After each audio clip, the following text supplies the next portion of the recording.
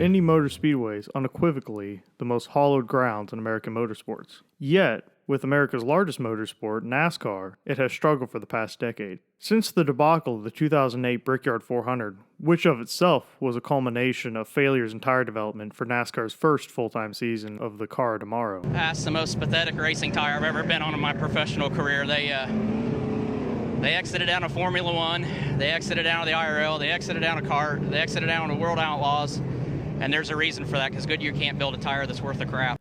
Since then, attendance and viewership has drastically decreased. Even with the Brickyard 400 being classified as a crown jewel, it has been far from satisfying for the common fan. While there have been spectacular moments, such as Jeff Gordon's 2014 pass on Casey Kane on the restart, and Jimmy Johnson's attempted three-wide pass with a blowing-up engine, the overall product has had some issues with competition.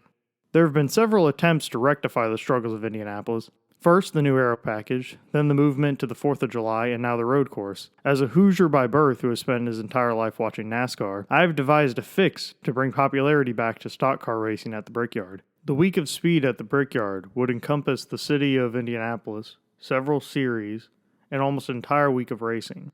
First off, the Cup Series, the main attraction.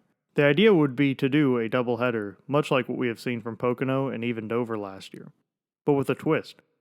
Saturday's race will be on the road course with a 400-kilometer race. Qualifying and practicing will be set early on Friday. Sunday's race will be 400 miles on the oval. The twist is, outside of camber and spring rubbers, the car must remain completely the same. This would add a level of strategy as drivers and teams would have to decide whether to set up for the oval or for the road course.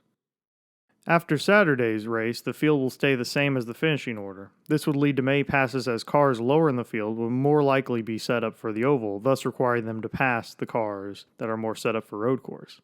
There would be a weekend champion and podium.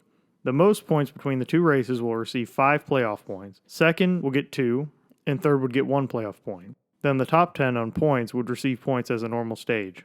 This adds the idea of risk versus rewards. Do you go with a neutral setup and attempt to score max points, go for the road course win, or go completely for the oval win? I would love to see how creative the teams are with spring rates and aero to compromise the differences. The cars would run the lower aero, high horsepower package similar to the Daytona road course.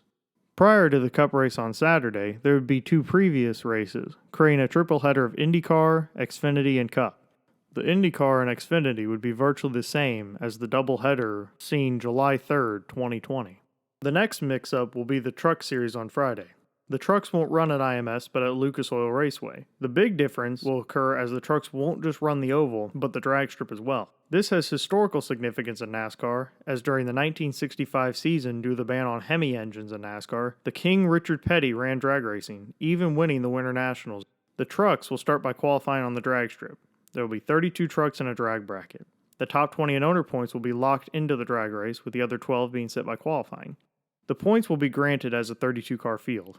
The bonus playoff points will be given to the fastest in qualifying and the fastest one-way pass throughout the races.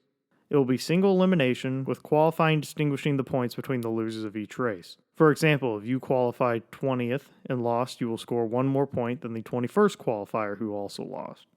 Following the drag race, the teams will have 1 hour to change the camber and add spring rubbers to adjust the chassis as possible to handle the oval. This, much like the Cup races, will add strategy of who goes for the win versus who goes for most points. The first 32 will be set by the finishing order of the drag race. The final 8 positions for the oval race will be settled via a 25-lap shootout during the hour for adjustments.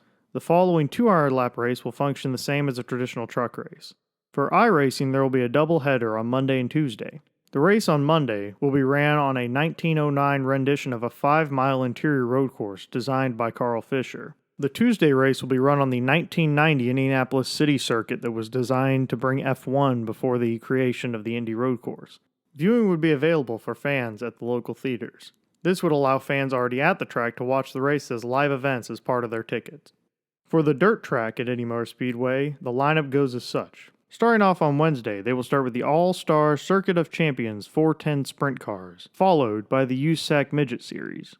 On Thursday, they will run the K&N ARCA Series, IMCA Dirt Modifieds, and Silver Crown cars. Then on Saturday, after the road course, after the sun is set as there are lights on the dirt track and not on the main oval or road course, the SRX and USAC Sprint 410s will run. Then Sunday morning, as a prelude to the main event, there will be a 1-lap run, then 5-lap bicycle race, and an hour of cars from the museum and vintage cars running around the track. During the interludes over the weekend, there will be live music played throughout. There will be ticket packages including an entire weekend pass that comes with shuttle passes to allow transportation between Lucas Oil Raceway and Indy Motor Speedway. There will be single-day passes available for those who want to go to just singular races. For TV viewing, the attempt will be to get as much on NBC's main channel as possible, with a pay-per-view week pass available for all races.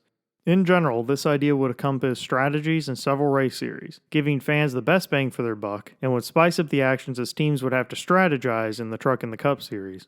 Tell me what you think in the comments, like if you agree with the idea, and subscribe for more automotive content coming up. Thank you very much, and make sure to have a nice day, Skurros.